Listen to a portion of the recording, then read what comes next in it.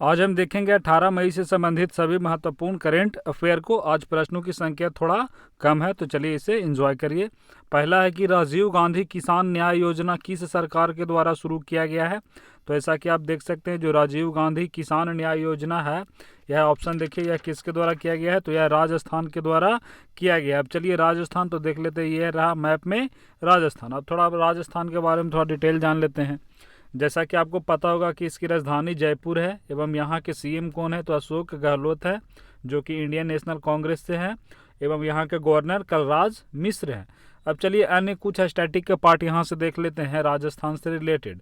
पहला तो आपको याद रखना है यहाँ के एक परंपरागत लोक नृत्य है जो ट्रेडिशनल डांस है, उससे कई बार प्रश्न पूछा जाता हुआ है घूमर, तो ये भी आपको याद रखना है। साथ ही इसके अलावा अन्य जो यहाँ से याद रखना है वो आपको याद रखना है यहाँ के। चलिए नेशनल पार्क को देख लेते हैं। तो पहला नेशनल पार्क आपको याद रखना है Ranthambore national park. Second one is Sariska national park. और फिर भरतपुर के नज़दीक एक वहाँ पे नेशनल पार्क है जिसको 1985 में विश्व धरोहर यानी वर्ल्ड हेरिटेज की सूची में भी डाला गया था, तो उसका नाम रखना आपको, वो काफ़ी इंपॉर्टेंट है। तो वह है केवला देव नेशनल पार्क, तो वो भी आपको जानना है। तो केवला देव जो राष्ट्रीय उद्यान है। इसके अलावा यहाँ से एक चीज़ और आपको जानना है कि जो हवा महल है, पूछा जाता है कि हवा महल किस राज्य में है, तो हवा महल राजस्थान में है। अगर पूछा जाए राजस्थान के किस जिले में है, तो यह राजस्थान के जयपुर में ही है, उसकी राजधानी में ही है। चलिए अगले प्रश्न की ओर बढ़ते हैं। तो यहाँ पे कहा गया है कि किस राज्य सरकार ने कोरोना के खिलाफ लड़ाई में 30 दिनों तक सेवा करने वाले सभी पुलिसकर्मियों को करमवीर पदक प्रदान करने का निर्णय लिया है। तो कौन सी पदक? करमवीर पदक। तो यह ऑप्शन देखिए यह किसके द्वारा किया गया, या जो मध्य प्रदेश की सरकार के द्वारा किया गया है। जैसा कि आप यहाँ पे देख सकते हैं, ये मध्य प्रदेश के मैप को पुनः पिछले मैप में दिखाया जाता है। तो ये देखिए राजस्थान के ठीक यहाँ पे देख सकते हैं जो पूर्वी भाग में आपको दिख रहा होगा, या कह सकते हैं जो दक्षिण पूर्वी भाग है, यहाँ पे देख सकते हैं। तो ये कौन सा है? तो ये मध्य प्रदेश है। मध्य प्रदेश की सीमा आप देख रहे होंगे कहाँ कहाँ से लग रही है, स्पष्टता है। अब चलिए मध्य प्रदेश के हम थोड़ा अन्य फैक्ट को जान लेते हैं। सीएम तो आपको यहाँ का पता होगा और गवर्नर भी कई बार बताया गया। अब चलिए हम देखते हैं यहाँ की जो कुछ पर्यटन स्थल हैं जिससे प्रश्न बनते रहते हैं, जैसे भीमबेटका। तो ये आपको याद रखना है कि जो भीमबेटका के गुफाएँ हैं वे कहाँ हैं, तो वे मध्य प्रदेश में है। जो यहाँ धूपगढ़ चोटी पर एक पंचवटी है, तो वो भी आप याद रखना है, जिसकी ऊंचाई 350 मीटर है। एक कोई एग्ज़ाम में शायद एमपीपीसीएस में इसका ऊंचाई भी पूछा गया था, तो ऊंचाई भी याद रखना है कितना है, 1350 मीटर इसकी ऊंचाई है। साथ ही यहाँ पे जो अन्य है जैसे कि खजुराहो यहीं पे है मध्य प्रदेश में, तो ये सारी जानना है। सांची यहीं पे है। इसके अलावा चलिए यहाँ के जो नेशनल पार्क हैं उसको हम थोड़ा जान लेते हैं, मध्य प्रदेश से संबंधित नेशनल पार्क को। जो मध्य प्रदेश में पहला तो बांधवगढ़ नेशनल पार्क, दूसरा कान्हा नेशनल पार्क, तीसरा सतपुड़ा नेशनल पार्क। तो कान्हा तो आपको याद होगा, सतपुड़ा है, माधवगढ़ याद है। फिर वन विहार, तो ये भी आपको याद रखना है कि जो वन विहार नेशनल पार्क है वह कहाँ है, तो वे बिहार से आपको कंफ्यूज नहीं होना है कि बिहार में कहीं नहीं है, तो ये कहाँ है, मध्य प्रदेश में है। फॉसिल्स यानी कि जीवाश्म नेशनल पार्क, तो ये भी याद रखना है कि जीवाश्म नेशनल पार्क कहाँ है, तो वे मध्य प्रदेश में है। इसके अलावा अगले हम यहाँ पर देखें तो यहाँ पे पेंच भी जान सकते हैं जो महाराष्ट्र और मध्य प्रदेश की सीमा पे है। और पन्ना नेशनल पार्क, तो पन्ना भी आपका हो गया, पेंच और पन्ना दोनों याद रखिएगा, दोनों मध्य प्रदेश में हो गया। कल ही बताया गया था संजय गांधी, अगर संजय गांधी रहे तो वे कहाँ हो जाएगा, महाराष्ट्र में, लेकिन सिर्फ संजय नेशनल पार्क रहेगा तो वे आपका कहाँ हो जाएगा, जो संजय नेशनल पार्क है वे मध्य प्रदेश में। तो इतनी सारी बातें आपको यहाँ से रिलेट करके याद रखनी है। अब चलिए अगले प्रश्न की ओर बढ़े। तो यहाँ पे कहा गया है कि किस राज्य सरकार ने कोरोना के खिलाफ लड़ाई में 30 दिनों तक सेवा करने वाले सभी पुलिसकर्मियों को करमवीर पदक प्रदान करने का निर्णय, सॉरी ये तो अभी ही हो गया। चलिए अगले प्रश्न की ओर बढ़ते हैं। तो यहाँ पे कहा गया है कि विश्व दूरसंचार दिवस कब मनाया जाता है। तो यहाँ पे देख सकते हैं जो विश्व दूरसंचार दिवस है, यहाँ पे ऑप्शन देखिए, यह 17 मई को मनाया जाता है। जो विश्व दूरसंचार है इसको अब किस रूप में मनाया जाता है, यहाँ पे आप देख सकते हैं जो वर्ल्ड टेली कम्युनिकेशन डे है, इसको 3 अन्य यहाँ पे देख सकते हैं। नवंबर 2006 में यहाँ देखिए टर्की में आयोजित पूर्णाधिकार कॉन्फ्रेंस में यह निर्णय लिया गया कि विश्व दूर संचार, सूचना और सोसाइटी दिवस, ये तीनों को एक साथ मनाया जाएगा। तो ये तीनों भी आपको यहाँ से याद रखना है, क्योंकि भारत दूरसंचार जो क्रांति आया था उसी के बदौलत ही आज भारत की गिनती होती है कुछ तेज़ रफ्तार देशों में। तो इससे भी आपको याद रखना है, इसकी तिथि ये भी आपको याद रखनी है।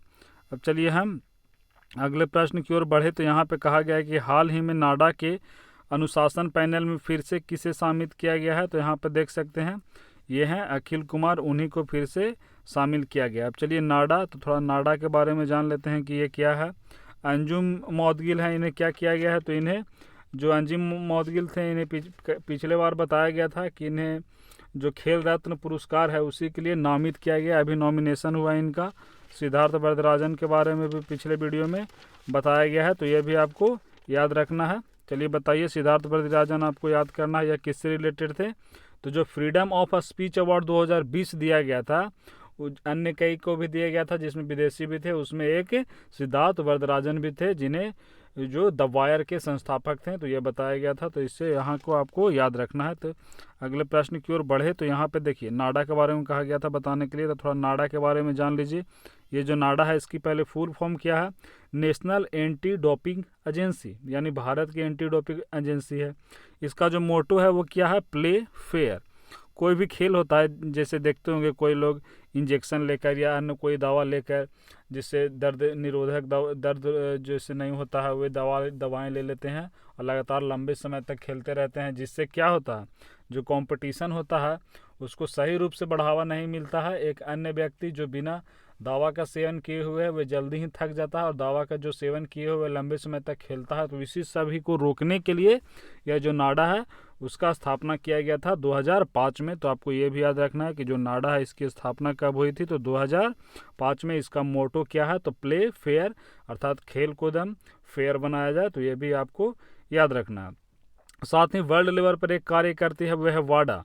तो यह क्या, वर्ल्ड एंटी डोपिंग एजेंसी। तो ये जानना है ये सब क्या है। तो एंटी डोपिंग इन स्पोर्ट, जितने भी खेल संबंधित हैं, ओलंपिक में जितने भी जाते हैं तो पहले उनको नाडा के थ्रू उनका सैंपल लिया जाता है, कहीं इसमें कुछ वैसे पदार्थ का सेवन तो नहीं किए हैं।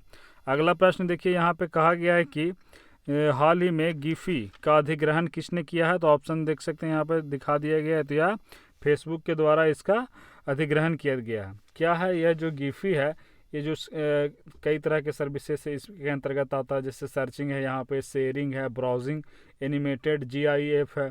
जैसे आप देखते होंगे एक इमेज तो हो गया, एक इमेज में आप हलचल देखते रहते होंगे, उसी को कहते हैं क्या, GIF, यानी कि ग्राफिक इंटरचेंज फॉर्मेट। तो उसमें आप थोड़ा चेंजिंग देखते होंगे, तो उसी की तरह यह इमोजी बनाता था। तो उसका क्या कर लिया गया, तो फेसबुक के द्वारा अधिग्रहण कर दिया गया है। अब चलिए अगले प्रश्न यहाँ पे कहा गया कि हाल ही में जारी भारत के रजिस्ट्रार जनरल के आंकड़ों के अनुसार सबसे खराब शिशु मृत्यु दर किस राज्य की है। तो यहाँ पे देख सकते हैं जो सबसे खराब शिशु मृत्यु दर है, हाल ही में 2020 में एक रिपोर्ट आई है जो रजिस्ट्रार जनरल ऑफ इंडिया है उसके द्वारा, इसमें मध्य प्रदेश की स्थिति काफ़ी खराब बताई गई है। भारत की अगर मृत्यु दर बताई गई हुआ 32 है, लेकिन जो मध्य प्रदेश की है वो देख सकते हैं कितना, 48 बताया गया है। तो सबसे इसका बुरा है क्रमशः। और ये देख सकते हैं औसतन कितना है पूरे भारत का, 32, लेकिन मध्य प्रदेश का सबसे ज़्यादा है। फिर उसके बाद उत्तर प्रदेश का है 43, आसाम का है, बिहार का भी देख सकते हैं यहाँ पे 32 है। तो इसे याद रखना है। अब चलिए यहाँ पे अगले प्रश्न की ओर बढ़े। तो कहा गया है कि हाल ही में एसोचैम ने भारत के साथ किस देश को ऑनलाइन सम्मेलन का आयोजन किया है। तो यह किसके द्वारा किया गया है ऑनलाइन सम्मेलन, बांग्लादेश के साथ। तो आपको ये नहीं याद रखना है, थोड़ा आपको एसोचैम के बारे में जानना है, एसो कि ये है क्या। तो जो एसोचैम है सबसे पहले हम जानिए कि इसकी जो फुल फॉर्म क्या है। तो देखिए यहाँ पे बताया गया है, the associate chambers of commerce and industry of India. इसका कार्य क्या है, तो इसका कार्य है भारत के वाणिज्य संघों की प्रतिनिधि संस्था के रूप में कार्य करती है। भारत के व्यापार जितना भी हो गया, वाणिज्य हो गया, उसको हितों की रक्षा के कार्य करता है। इसका जो स्थापना हुआ था 1920 में हुआ था। इस समय लगभग लाखों हैं, काफ़ी सारी कंपनियां इसके अंतर्गत सदस्य के रूप में कार्य करती है। अब चलिए कल का प्रश्न का तेजी से थोड़ा उसका रिवीजन कर लेते हैं, देखिए आपको कितना याद है। इसमें बताया गया है कि किस आईआईटी के द्वारा MIR AHD कोविड-19 डैशबोर्ड विकसित किया गया है, तो यह किसके द्वारा किया गया था? IIT गांधीनगर के द्वारा। अगला प्रश्न है कि इंटरनेशनल डे ऑफ लाइट कब मनाया जाता है? ऑप्शन देखिए, यह 16 मई को मनाया जाता है। अगला प्रश्न यहाँ पे था कि हाल ही में देवेश राय का निधन हो गया, वह किस क्षेत्र से संबंधित थे? तो जो देवेश राय थे वहाँ पर ऑप्शन देखिए हुए बंगाली लेखक थे।